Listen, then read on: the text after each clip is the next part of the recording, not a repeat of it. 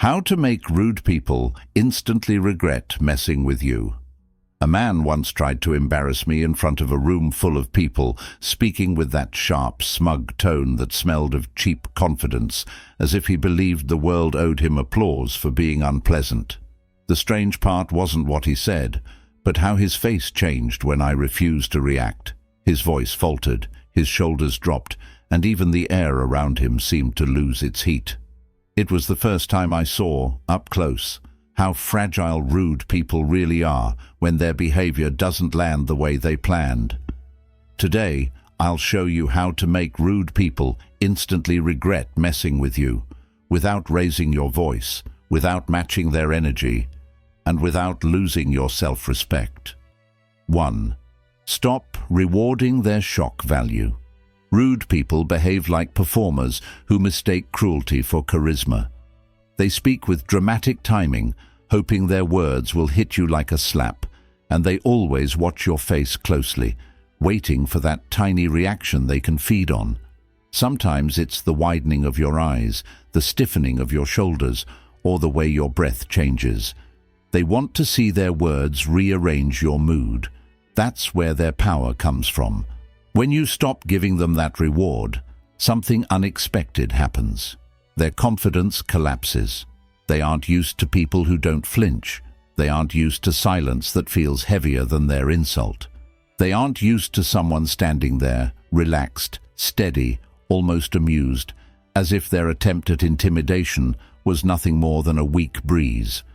The Stoics understood this psychology long before modern conversations made rudeness a sport. They taught that no one can harm your dignity without your participation. Your reaction is the real battlefield, not the insult itself. When you refuse to react, you deny the rude person the one thing they came for: control. I once stood in a queue behind a woman who snapped at the cashier with a tone so cold it felt like it could frost the windows. She rolled her eyes, clicked her tongue, and looked around for support like she wanted the whole store to join her performance. The cashier looked shaken, and I could feel the tension tightening the space between us. When the cashier apologized nervously, the woman smirked as if she had won something. So when it was my turn, I said nothing about the woman. Instead, I kept my tone warm and grounded, thanked the cashier, and moved on with an ease that contrasted sharply with the woman's bitterness. I didn't need to confront her. Her behavior had already made her look small, and nothing bothers rude people more than realizing their attempt to ruin someone's mood didn't work. A rude person's weapon is shock. When the shock gets no reaction, they're left swinging at air. They don't learn through confrontation. They learn through the embarrassment of realizing they didn't get what they wanted. The human ego hates looking ineffective, and nothing is more ineffective than someone trying to hurt you when you're too centered to be moved. 2. Respond with calm and simple words, not emotion. There is nothing more confusing to a rude person than someone who answers their aggression with clarity instead of heat. They expect an explosion. They expect you to defend yourself, raise your voice, or argue your way into exhaustion. When instead you speak slowly, clearly, and simply, it exposes the imbalance between you and them. Rude people talk like storms, fast, loud, unpredictable. Your job is to respond like a steady river, unrushed, controlled, quietly powerful. When your tone is warm but firm, they hear their own rudeness echo back in contrast. Once, someone snapped at me with a voice that felt rough, like sandpaper dragged across wood. You could see his jaw clench, his eyes sharp, his posture stiff with irritation. I could smell the faint scent of his cologne, strong, spicy, almost aggressive, as if even his fragrance wanted to pick a fight. He wanted a reaction so badly you could almost taste the tension in the air. I looked at him and replied in a soft, steady tone, "I hear you. Now let's speak properly so we can fix this." The shift was instant. His face loosened, his voice softened. He was thrown off by how calm I was, because calmness forces a person to confront their own behaviour. This is the power of simple, measured speech. It acts like a mirror. When your tone stays level, their harshness becomes more obvious. When your words stay clear, their pettiness starts to look out of place. When your emotions stay grounded, their lack of self-control becomes undeniable. Stoicism wasn't about suppressing emotion. It was about choosing which emotions deserve your energy. A rude person wants to pull you into their storm. A calm voice tells them you'd rather remain the weather they cannot influence. And make no mistake, calmness isn't weakness. It is dominance without noise. 3. Set boundaries out loud, without apologizing. Many people think boundaries should be polite whispers, subtle gestures, or quiet hints. But rude people don't respond to subtle. If anything, subtlety encourages them. They read it as permission. A boundary spoken out loud is not aggression. It is clarity. And clarity disarms disrespect faster than any angry comeback ever could. Saying something like, "I don't continue conversations when I'm spoken to like that," gives the rude person a choice. Adjust or lose access to you. It places the responsibility on them. It also removes any confusion about what you tolerate and what you don't. The hard part is delivering the line without apologizing. We're conditioned from childhood to soften everything. "Sorry, but could you not speak to me like that?" "Sorry, I just didn't like the tone." "Sorry, I'm uncomfortable."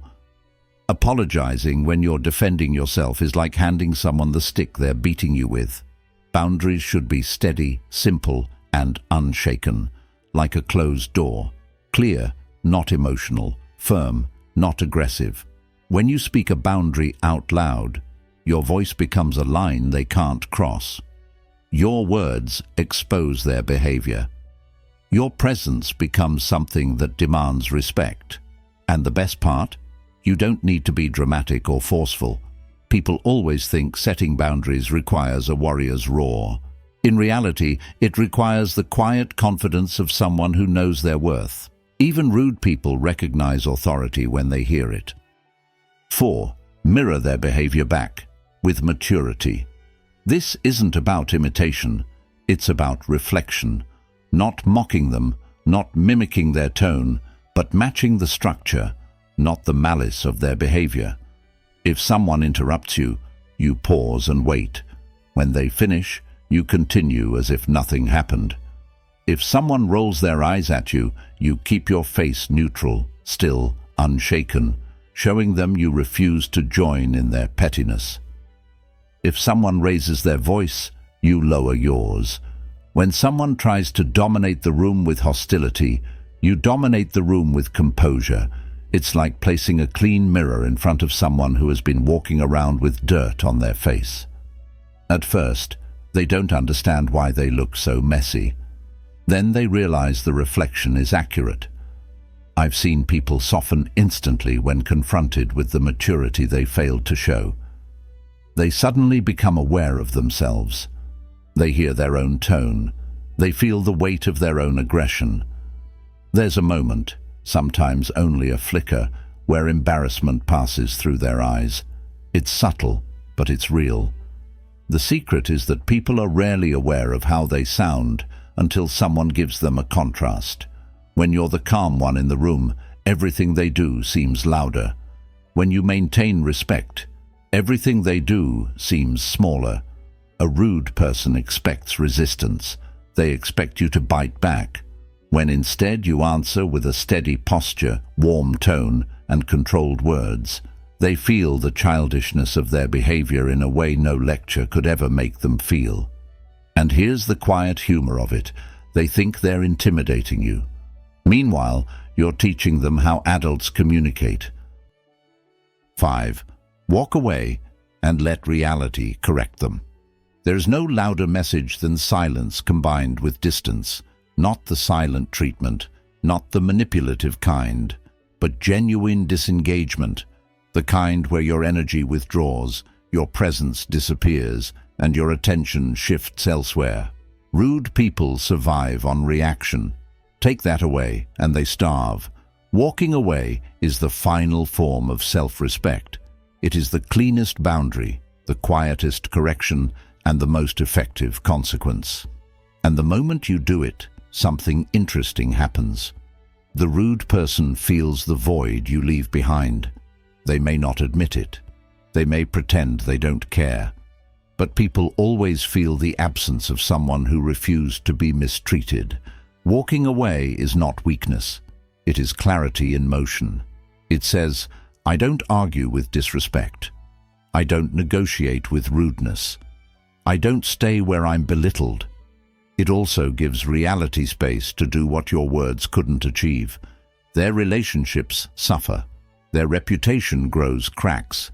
People begin to avoid them. Their behaviour finally meets consequences. Some lessons cannot be taught by conversation. They can only be taught by loss. A rude person may never thank you for walking away, but they will never forget that you did.